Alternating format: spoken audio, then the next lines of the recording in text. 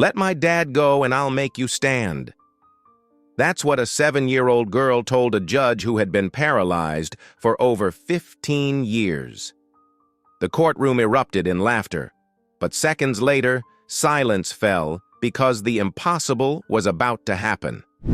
The clock read 3:42 p.m. when the courtroom door shut for the last time. The verdict was about to be read. The air inside the room felt heavier than usual, as if even the oxygen waited in silence. Everyone knew this was nothing but a formality. David Collins was already condemned, even if the sentence hadn't yet been spoken. He sat in the defendant's chair, shoulders hunched, eyes lost somewhere on the floor. There was no anger, no fear, just exhaustion. The kind that comes from fighting against a machine far bigger than yourself. The prosecution accused him of embezzling funds from a public institution, an ugly crime, one stamped with scandal. But those who truly knew him understood there was more to the story than what was in the files. They knew David was an honest man, strict even, maybe too naive to survive clean in a place where everyone else got dirty. At the far end of the room, above everyone, Judge Robert Harris watched with the impassiveness of a Roman statue. His face seemed carved in stone, stern, symmetrical, unreadable. His gray hair was cropped short, his dark suit perfectly aligned. From the waist down, his body had been dead for 15 years. Since the accident that confined him to a wheelchair, Robert had become synonymous with severity, rational to the bone. For him, justice was black and white. No room for gray areas. When the prosecutor cleared his throat to begin the final reading of the charges, a faint murmur rippled through the crowd. Members of the press, onlookers, a few of David's colleagues. Among them, a small girl in a simple dress, her eyes far too big for her face. Sophie. She was 7 years old, and until that moment, had been just another child in the gallery, sitting quietly between two older women who seemed like strangers, small, silent. But then she stood, with a movement far too firm for a child. She walked alone down the central aisle, her steps light, almost solemn, until she stopped right in the middle of the courtroom. Everyone noticed. The prosecutor stopped speaking. The murmuring grew louder. All eyes turned to her as though someone had interrupted an execution with a joke. "Your Honor," Sophie said, her voice clear, "if I make you walk again, will you let my dad go free?" The silence lasted 2 seconds. Then came the avalanche. Laughter. Loud, mocking, nervous. A woman in the back choked from laughing too hard. One juror looked at the colleague beside him in disbelief. The prosecutor shook his head like someone watching a child throw a tantrum in a grocery store.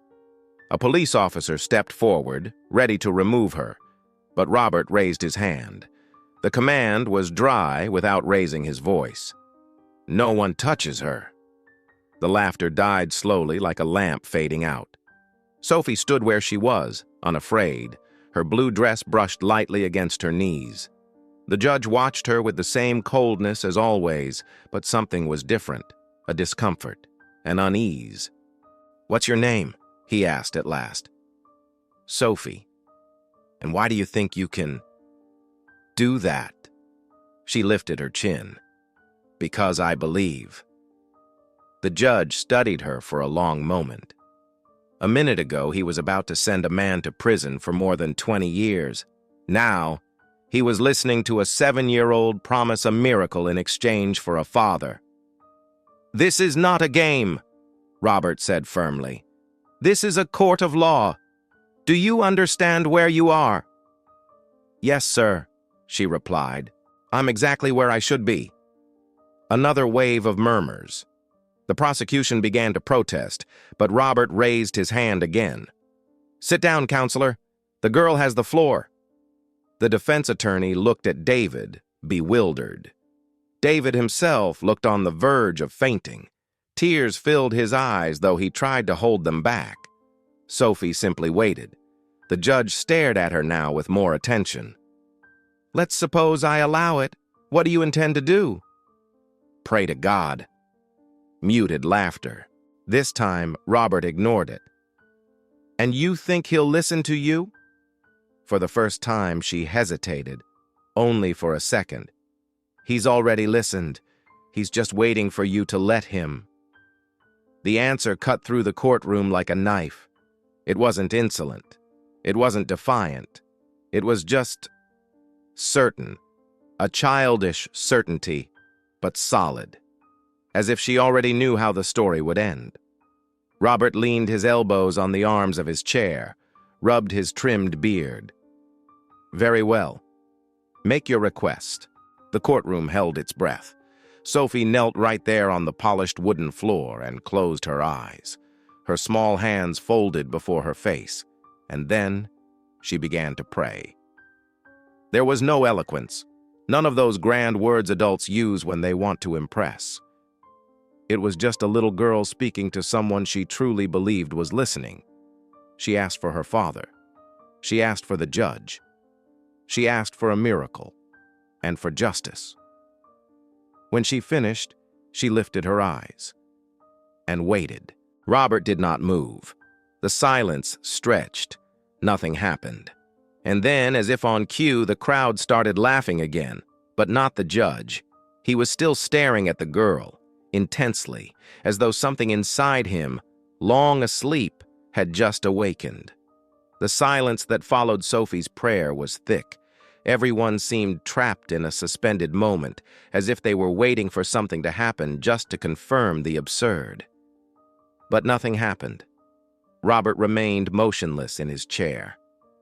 His hands resting on the armrests, his eyes fixed on the girl, his legs lifeless, as always. Time passed without mercy.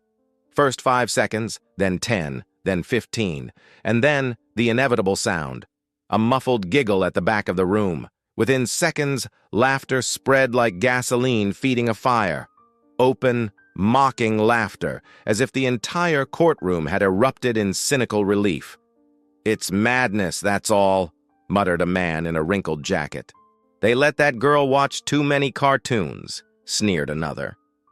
The prosecutor stood, visibly irritated. "Your Honor, I request that we restore order to these proceedings. This has turned into a circus." An officer started walking toward Sophie to remove her, but Robert raised his hand once again. "Not yet." His voice cut through the noise like a blade. The prosecutor shifted uncomfortably in her seat. "With all due respect, Your Honor, we are witnessing a lamentable spectacle. This child needs psychological guidance, not a pulpit in the middle of a hearing." She spoke clearly. She asked to be heard, and I allowed it. Robert then leaned slightly forward, his hard eyes locked on Sophie. "Explain. Why did you say that?" Sophie, still kneeling, rose slowly. Her face was calm, no anger, no shame. "Because I heard it," she said. "Heard what?" "His voice," she replied. "God said you would stand up today, that it would be now. But he'll only do it if you let him."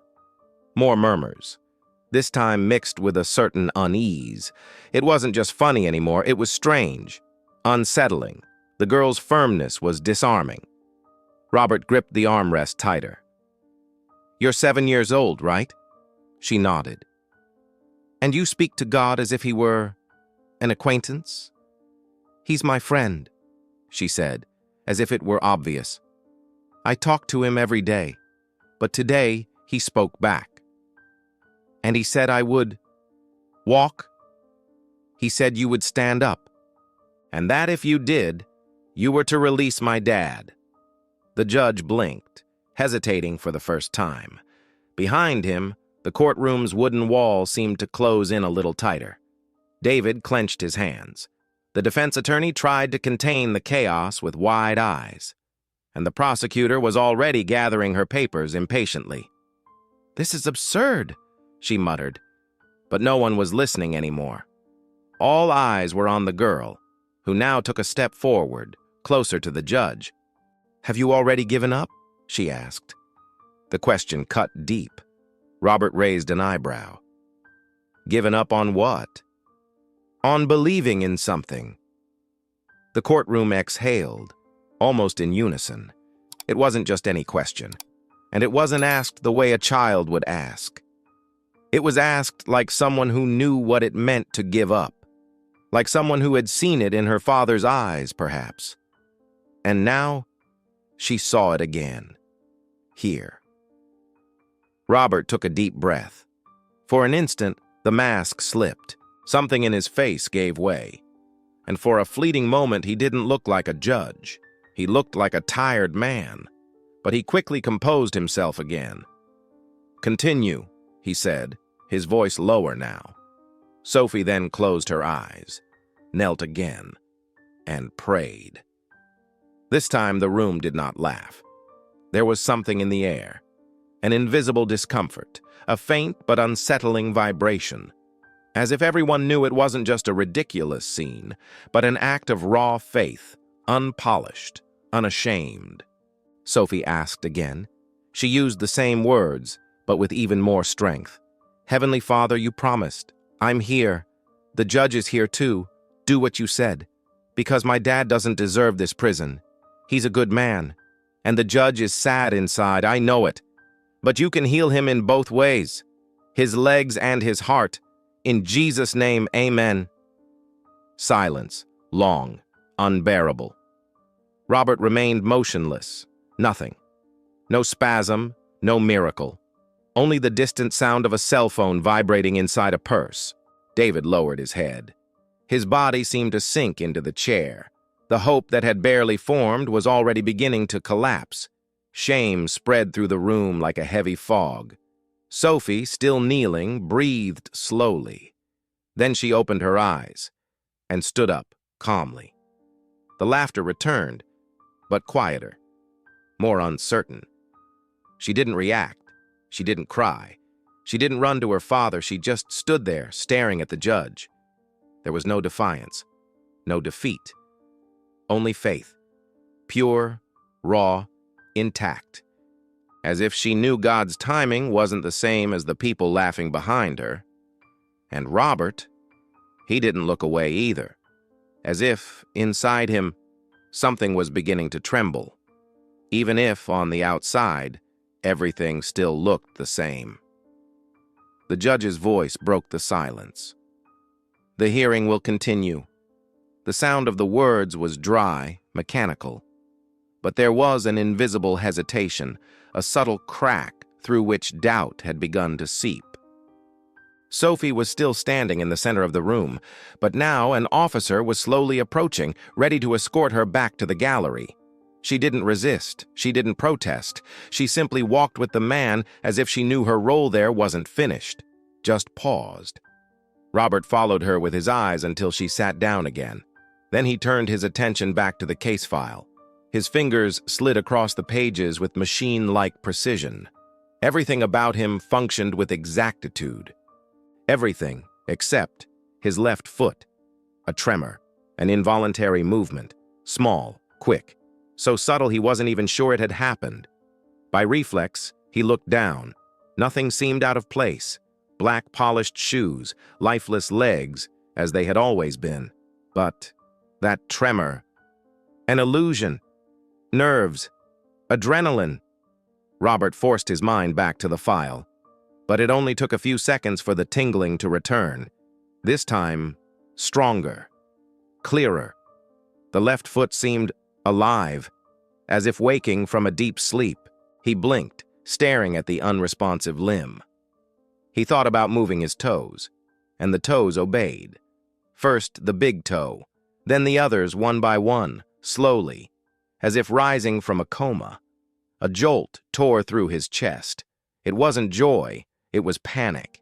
Inside, everything screamed that it wasn't possible.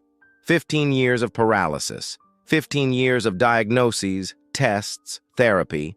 Nothing, no response, no hope, until now. Robert turned pale.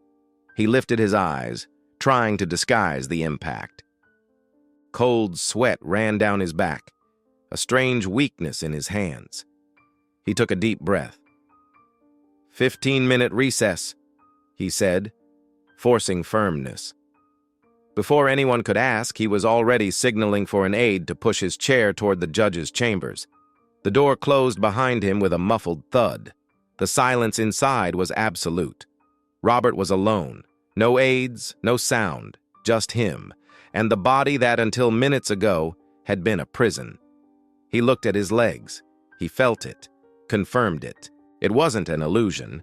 The tingling now reached his right foot as well, faint but growing. His breathing grew heavy. His heart pounded. A rational judge, precise, used to deciphering laws like equations, now faced something that made no sense. His mind tried to run, but it couldn't stop the memories from flooding back. They came in flashes, raw, painful. The car flipping on a curve, the sound of shattering glass, metal crushing his body, the siren, the hospital. A doctor's cold words. Spinal damage. You'll never walk again. Hell came afterward. The sleepless nights, the rage, the disgust with himself, the isolation, the wife who left 2 years later, the son he watched drift away, unable to pull him back, the emptiness that became routine, the hardness that replaced pain. Slowly, the man became a machine that judged, condemned, controlled. The wheelchair became a throne. Coldness became armor. Faith? Ridiculous. Hope? Useless. And now, a 7-year-old girl claimed God had spoken to her. And, like something out of a children's tale, his legs were coming back. Robert buried his face in his hands. For the first time in years, he didn't know what to do. Outside, the murmur grew louder. The prosecutor whispered to her aides. David's lawyer checked the clock every 20 seconds. And Sophie remained seated, hands folded on her lap, watching the door the judge had disappeared through. David tried not to look at his daughter. He was shattered. He couldn't tell if what he felt was shame, fear, or an irrational urge to believe in the impossible. The prosecutor leaned toward one of the officers and whispered, "Get that girl out of here. She's done enough damage." The officer hesitated, looked at the defense attorney, looked at the door, but he didn't move. Maybe it was the girl's gaze, or maybe, deep down, no one knew anymore what order meant in that courtroom. The door opened. Robert returned, and everyone noticed immediately that something was different. He was pale, almost gray. His hands trembled slightly, but his eyes were filled with something new. Awe. There was no other word. He took his place without speaking for several seconds, adjusted his posture, took a deep breath. "The session will resume," he said, his voice lower than before. The prosecutor tried to speak, but the judge raised his hand. "No interruptions, and the girl stays." The words fell like a stone into a lake. Silent ripples spread across the room. No one moved. Robert looked at Sophie once more, and she smiled. Not like someone who had won a battle, but like someone watching a promise being fulfilled. The judge's gavel struck 3 times, but the murmur did not cease. "Order in the court," Robert said, his voice firm but strangely restrained. People still whispered among themselves, glancing from side to side. They expected explanations. They expected him to resume the trial as if nothing had happened, as if that little girl hadn't defied all logic, and those 15 minutes of recess hadn't irreversibly changed something. Sophie remained seated, her hands folded on her lap, just as she had been at the beginning. Her feet barely touched the floor, but her gaze was calm, unshaken. Robert looked at her for a moment too long to be merely procedural. Then he turned to David, who sat with his head bowed, his face buried in his hands. Then to the prosecutor, to the jurors, to every face in that courtroom. He was no longer the same man who had entered that room that morning. Something in his face had softened. There was no smile, no tears. But his eyes were different, human, and for the first time in many years, vulnerable. "The trial will continue with the child present," he declared. The prosecutor stood again, irritated. Your Honor, with all due respect, the interference of this minor in the proceedings was entirely inappropriate. We are dealing with a serious case, with evidence, with facts, and— Sit down, Robert cut her off, his tone unchanged. She hesitated, then sat. The courtroom fell silent. Not that cold, bureaucratic silence from before. This was another kind, tense, electric, as if everyone sensed something was about to happen. Robert ran his hands along the armrests of the chair. Discreetly, he moved his feet beneath the table, first the left, already firm in its response, then the right, slower, more hesitant but alive. He felt the blood rushing through his legs like an avalanche, a hot, pulsing current he hadn't felt in 15 years.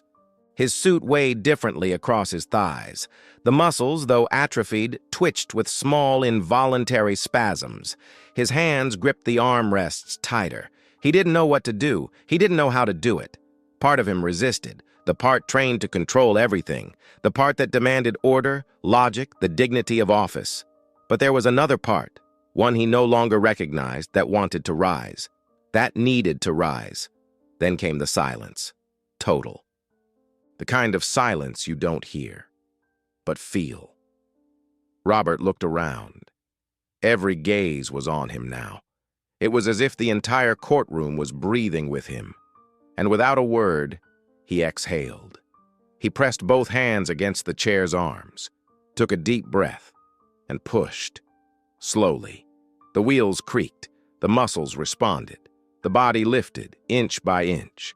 A low groan escaped his throat, not from pain, but from effort. The wheelchair fell behind him. His suit adjusted to a new axis. And then, before everyone, Judge Roberts stood.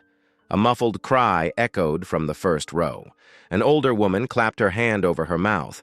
A journalist dropped his phone to the floor. One juror rose to his feet without realizing it, as if his body refused to remain seated. David raised his head. His face was the very portrait of disbelief. The prosecutor stepped back half a pace, eyes wide. Sophie, however, smiled. It was not a wide smile, nor a triumphant one. It was calm. The kind of smile of someone watching the sunrise after a night that lasted too long. Robert was standing, his legs trembling, his body unsteady, but standing, alone, without help, without support. And he knew that no one would ever forget that moment. Not him, not the entire country, once the video of the hearing leaked in the coming hours, but in that instant, none of that mattered. He thought only of one thing. How was this possible? No, he murmured to himself. This makes no sense. But it was real. It was happening. A miracle. In the very heart of justice. In a system built never to believe in miracles. The tears came slowly, burning his eyes. He tried to hold them back. He couldn't. His legs wavered for a second, but he steadied himself. Sophie rose from the bench and walked slowly toward the front of the room. She stopped there, just a few feet from the judge, and simply looked at him. Robert looked back. Two worlds met there. The world of law, hard, cold, calculated, and the world of faith, pure, irrational, unshakable. One was never meant to survive the other. And yet, there they stood. "Thank you," he said, his voice breaking. Sophie only nodded, as if to say, "I only delivered the message."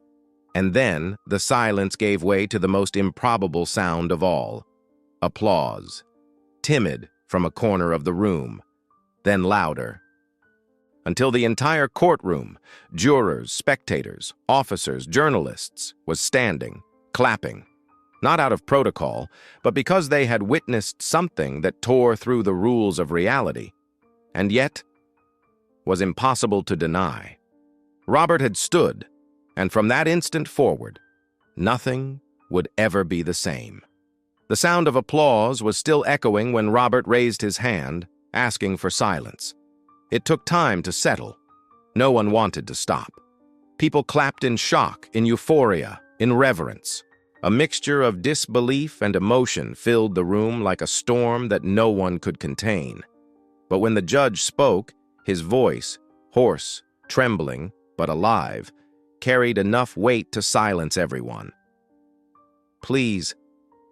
Silence. He remained standing. His legs swayed under the weight of his own body. But they held him. His hands gripped the edge of the bench tightly. His face was still wet with tears. And his eyes, those eyes once hard and unyielding, were now exposed, like windows thrown open after years locked shut. Sophie still stood before him, unmoving. There were no more smiles. Something deeper lingered now. Respect. The prosecutor broke the silence first. "Your Honor, we understand the magnitude of what has just occurred. But the truth is, this does not change the facts. You cannot allow a miracle," she almost choked on the word, "to interfere with the course of this trial." She looked around for support. Some nodded. Others avoided her eyes. It was as if no one knew anymore what was right or wrong in that moment. Robert did not answer immediately. He simply stared into the void ahead, as if listening to old voices inside his own mind. "You know what's strangest?"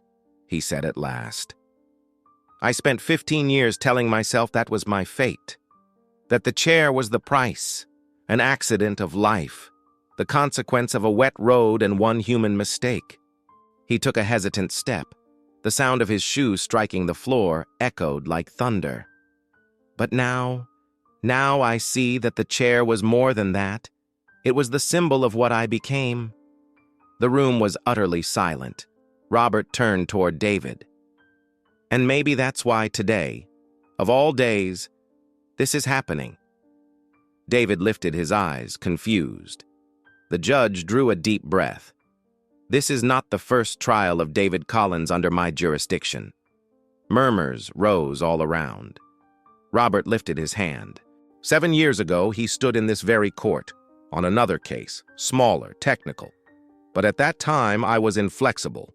I ignored the nuances. I ignored intent. I condemned based on numbers, deadlines, commas. I condemned an honest man because I no longer believed in anything. Not in myself, not in others. Least of all in justice. The prosecutor tried to interrupt, but Robert did not allow it. "The problem is, when you lose faith in everything, you start hiding behind the law like armor. You say you're protecting order, but deep down, you're only trying not to feel anything at all." Sophie watched silently, her eyes fixed on the judge. David left here with a stained record. He lost his job. He lost his income.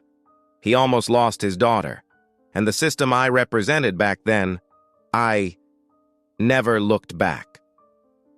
Robert walked slowly to the front of the room. Now he stood between the audience and the bench, a judge off the bench, a man among men. Today, when she knelt here, everything inside me screamed, "This is madness, this is foolishness, this is disrespect." But there was another voice, one I hadn't heard in years, and it said, "Pay attention." And I did. He pointed at Sophie. This 7-year-old girl had the courage none of us had, the courage to believe, to confront rigidity with hope, to declare that justice without a soul is not justice, it's only punishment. The silence was absolute. I was saved today, not only in my legs, but inside, and I cannot leave this court the same way I entered. Robert walked back toward the wheelchair. He stopped before it, placed his hand on the backrest, and faced everyone. This court must recognize that the role of a judge is not only to apply the law, but to understand the truth. He looked at the files on the bench, then at David. And the truth, ladies and gentlemen, is that this man is not guilty. The prosecutor stood, furious. There is no legal basis for that statement. The case— "Silence!" Robert roared, his voice filling the chamber. He breathed, and then said, calmer, "The legal basis is my conscience, and for the first time in many years, it is clean." He turned to the clerk. "Record. Sentence annulled by judicial review. Case dismissed for insufficient evidence and procedural defects. The defendant is acquitted. David's eyes widened. He could not react. It was Sophie who ran to him, throwing her arms around him as if she had just awakened him from an old nightmare. The courtroom remained in silence. No celebration, no protest.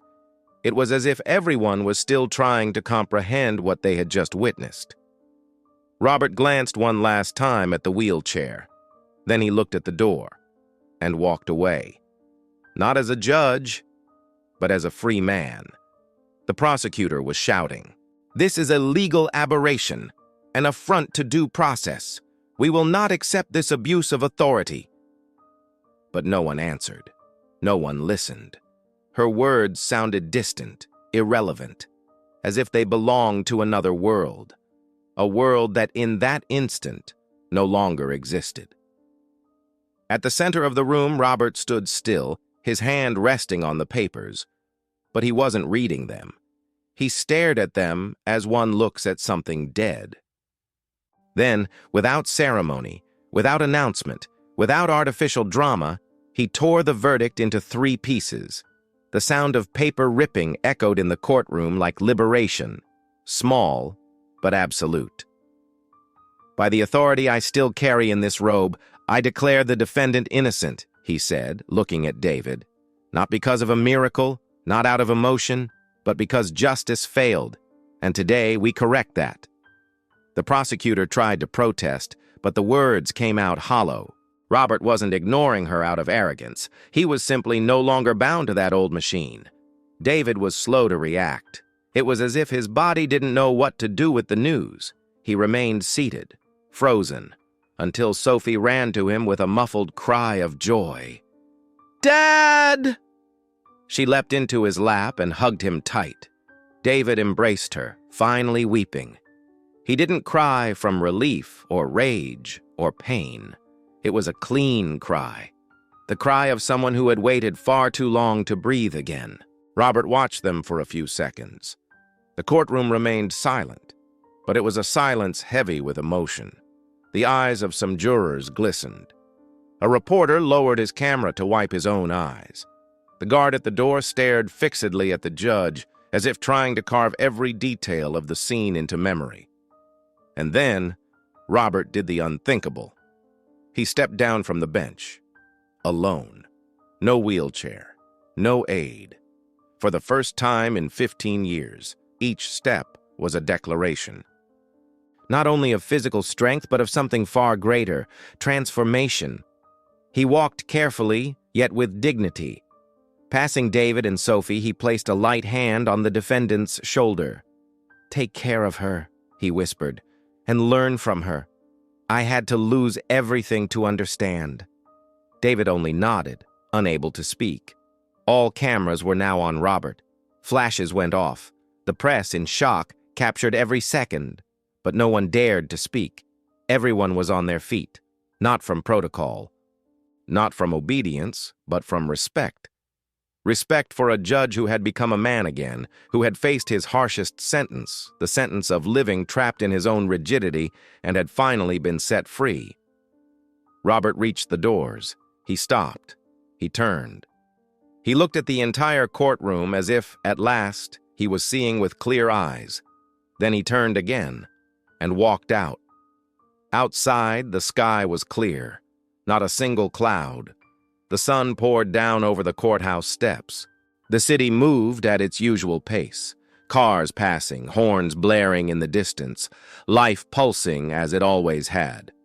Robert stopped at the top of the staircase. He took a deep breath. He looked at the sky for a long time, as if asking or thanking in silence. The wind brushed against his face. For the first time, he felt the cold of the stone beneath his feet, the weight of his own body, the real world, the living world. Behind him, the doors opened again. Sophie ran out, her blue dress fluttering. "Judge Robert!" He turned. She stopped a few steps from him. "Are you going to be okay?" He smiled. A true smile. Small, almost shy, but as sincere as the break of a new day. Now I will. She held out her hand. Can I pray for you one more time? Robert hesitated.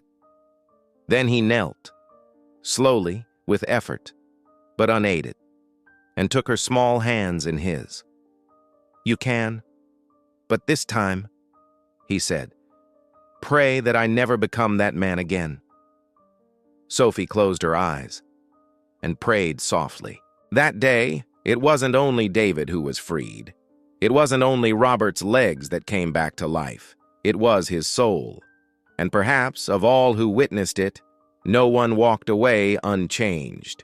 Because in a courtroom where coldness had reigned, a 7-year-old girl had made something forgotten come alive again. Hope. And you? If you also believe that hope can change destinies, tell me in the comments.